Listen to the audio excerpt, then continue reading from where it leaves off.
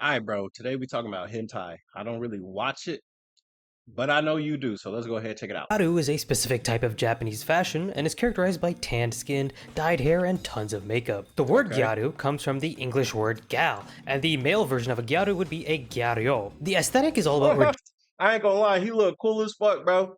Bro look like a tan Sephiroth, bro. Yo, he rocking that shit for real. rejecting the traditional Japanese beauty I standards, fuck and with its that. popularity peaked in the I early fuck with that. 2000s. Usually gyarus are known for clubbing, partying, and being salacious. This is a pretty common trope within anime and manga, and a big influence for the So whenever you like, where the hoes at in Japan?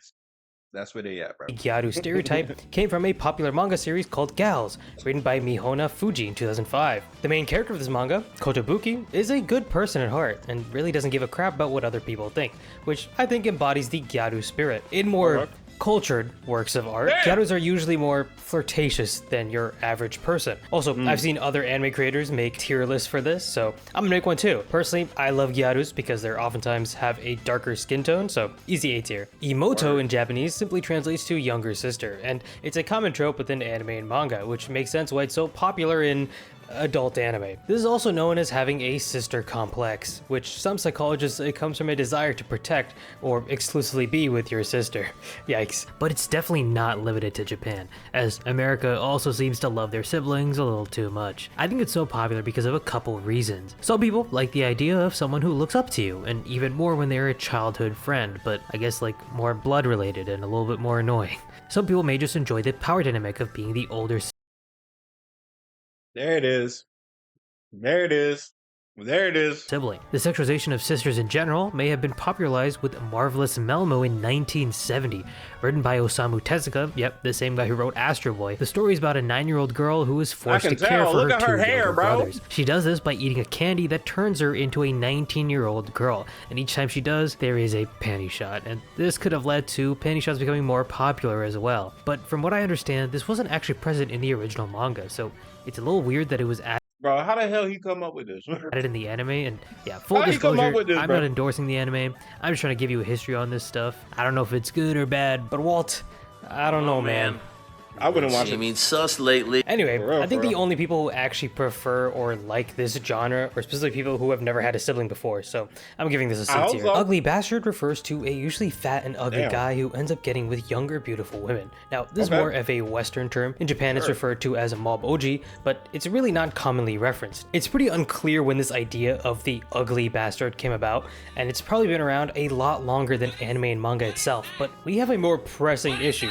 Who actually enjoys this stuff? I guess we can assume that it's people who are It ugly is. bastards themselves, which, okay, sure, that kind of makes sense. But then tell me why yaoi It exists content, for a which is market. mainly for women, also has the ugly bastard genre. Clearly, there's a psychological thing where some people just enjoy seeing a fat, ugly bastard paired with a skinny, good-looking person. Now, every time I see a ugly bastard, they always have the creepiest smiles and just give off weird vibes. Honestly, these guys have the most disgusting auras imaginable. This is an easy F tier for me. Maids are such a big phenomenon in For Japan real. that they have an entire They got a industry whole- of cafes yeah. that exclusively offer services where been girls to dress one. up in maid costumes just to serve you. So clearly the That maid genre bullshit. doesn't really I come feel you. strictly from anime or manga, but Japanese culture in general, right? Now, when you look at the typical anime maid, you can see that they're actually cosplaying a very specific type Bro, there was so much issues with this one. This maid.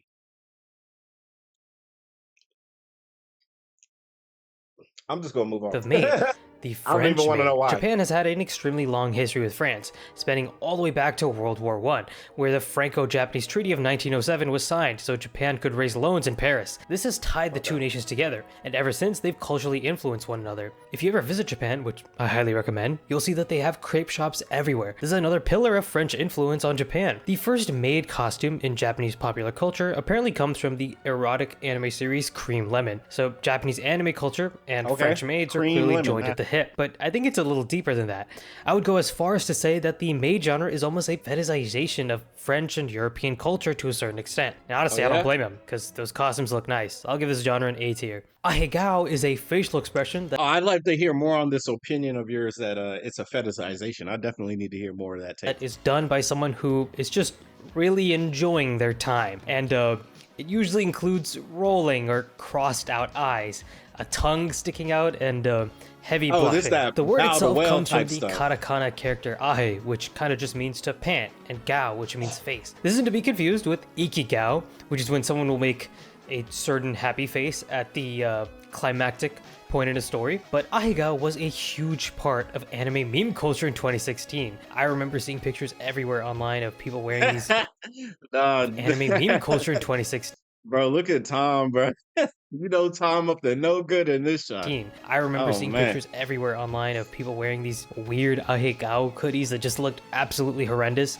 God, Bro, being you an wear anime that in fan back public? then just meant associating being with these guys, which really sucked. Personally, I find Ahegao a little absurd. Like, it's almost comically exaggerated in a lot of adult anime, but I don't really mind it because I find it more funny than anything. It can definitely get annoying if it's used in a weird context or like over and over again, so I would say B tier. A succubus is a female-presenting demon that appears in the dreams of men to seduce them.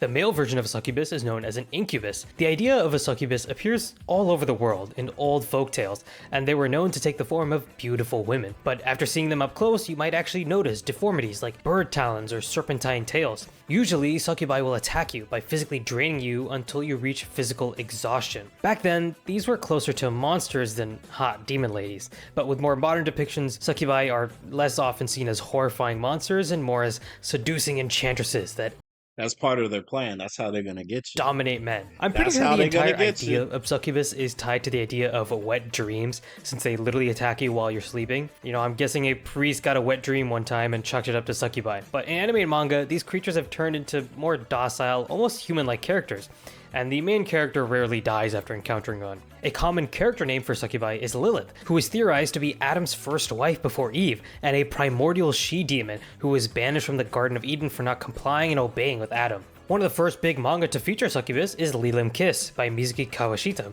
whose main character Lilim clearly based on Lilith. Personally, I've always found succubi anime to be top tier, and honestly, if that's the way I have to die, at least I'm happy when it happens. S tier. NTR is just a shortened form of the Japanese word netorare, which essentially just translates to cuckold.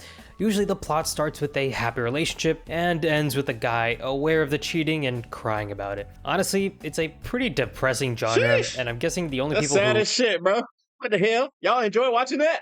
Okay. enjoy watching it are either extremely masochistic and like the idea of being humiliated, or you're extremely sadistic and you enjoy other people being broken. I don't think there's any in between here. A lot of people also say that NTR is popular because the cheating culture in Japan is really normalized, but the actual statistics beg to differ. Apparently, Americans cheat on average 30 to 40% of the time, while Japanese people cheat much less often. If everybody's cheating, why not just have open relationships? I don't get it. I really don't. But it still begs the question why NTR is so popular as a tag in the first place, and to that I'm not really sure. But personally, this is the kind of thing that just makes me feel bad for the guy in the first place. Honestly, if there was an anime where the MC gets NTR'd and then goes to the gym and betters themselves, I would definitely watch that 100%. Okay. If I kind of think about it, Masamune-kun is almost like that. You should watch that anime, it's not bad. Otherwise, the only way I can enjoy NTR is if the person getting cheating on is like an old man who doesn't appreciate their wife and take care of them, but that's usually pretty rare, so I'm giving this a C tier.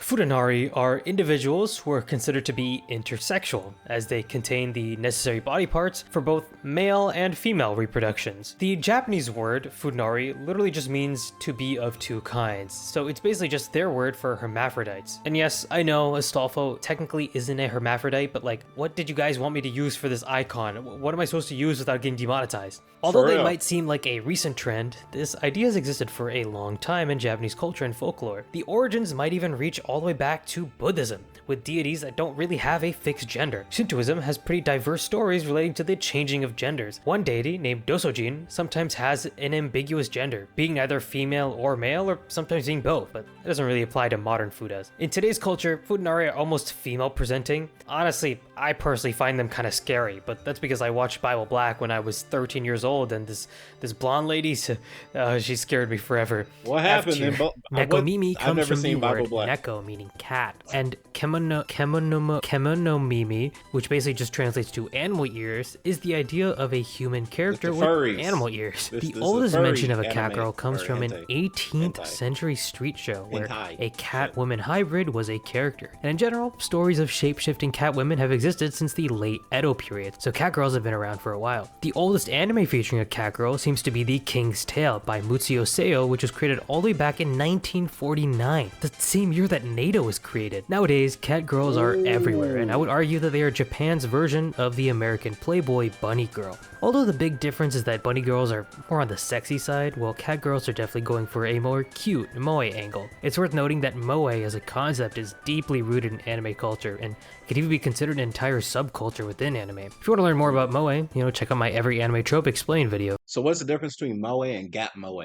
But personally, just throwing some cat ears on a girl doesn't really do anything for me, so C for cat tier. Oh wait, are these things that you would jerk off to, brother? Huh.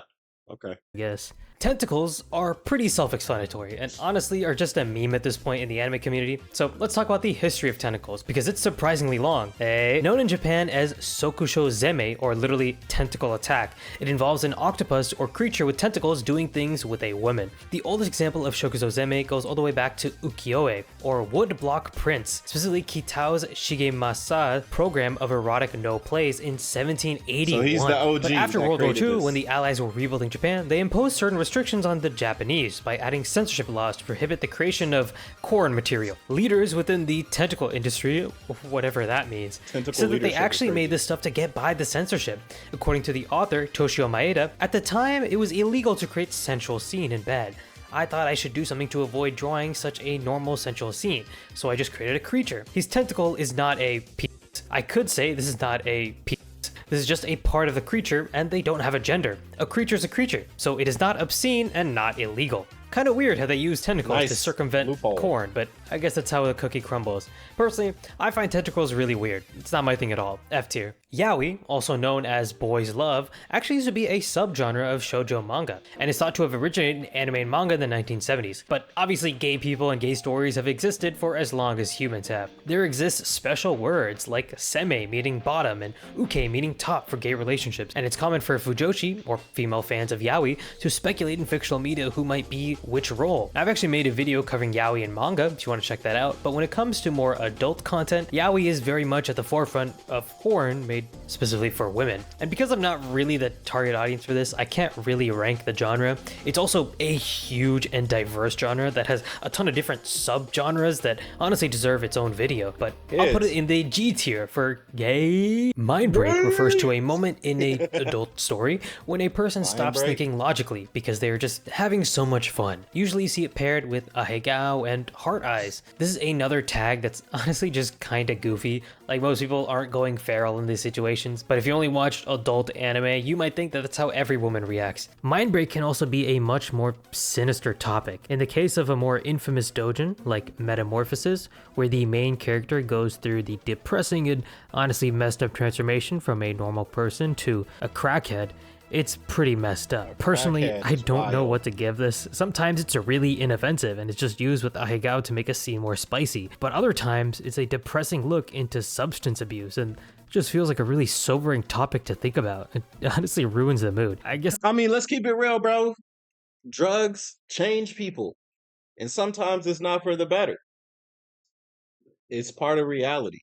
So yeah, it exists. I'll give this a C tier because it's usually pretty inoffensive, but sometimes it could just ruin the enjoyment with sadness. Paizuri is a high-level technique that involves, how do I say this? I say a beautiful woman goes to the grocery store to buy some melons. She finds a young man there, a nice young man at the store, who buys a pickle. Paizuri would be this fine young lady helping water this man's fresh pickle until it's adult pickle. This act is obviously not exclusive to Japan, but it's clearly popular enough to have its own word that is basically a tag. Paizuri is made up of the word opai and senzuri, the word for self-pleasure. I don't think I need to tell you what opai means. I think Paizuri is great. I personally enjoy melons over peaches. That's just me. So I'd give this a solid A tier. Vanilla in this. I don't get it, bro. These innuendos. Somebody just explain it to me like a normal fucking person. So a girl goes to the store and finds a guy, and then fucks him, or is I don't get it, bro. I honestly just don't get this shit, bro. I don't get it. Somebody let me know. This context basically just means normal. A normal couple engaging in normal consensual Vanilla, love. yeah. But nowadays I see a lot of people online calling others who enjoy vanilla boring or plain. But you know what? Honestly, I'm tired of this slander. I'm gonna keep it real. If you don't enjoy vanilla, you're the weird one, okay? Gooning every day to Fuda cat girls doesn't count as a fucking personality. Some of us are perfectly fine with normal consensual hentai. Keep that weirdo shit to yourself. Come here. If you've gotten to the point where you can't enjoy vanilla, then you need to spend less time gooning and more time outside. Stop spending all this time on your Discord roleplay servers, okay? Vanilla is an easy S tier, and I'm tired of pretending that it's not. Damn. Really? F tier. not If you for enjoyed me. the video, consider subscribing, and please leave It's a not nice for me. comment telling YouTube just how wholesome this video was, so they don't I mean, yeah, bro. If that's literally every genre, I'm kind of disappointed because I could have sworn like there was like at least 100 different genres, but I guess those would be subgenres of these genres. I guess I learned something new. I didn't know about which one didn't I know? I didn't know Ahegao. I didn't know Ugly. I didn't know this one, Imalto. Gyaru. I've seen Gyaru people, but I didn't know it was like a specifically like a hentai dedicated to it. But I guess it would make sense, right? Yeah, I learned what Yaoi was actually last year, so that was cool. Mind, I didn't know it was called. I didn't know it was specifically called like Mind Break, so I kind of learned something there. Paizuri, I didn't even learn anything. And Vanilla, yeah, I mean, sure, makes sense. All right, that was cool. That was a dope video. All right, I'll see you guys on the next one. Y'all have a good night. Comment, rate, subscribe. Bye bye.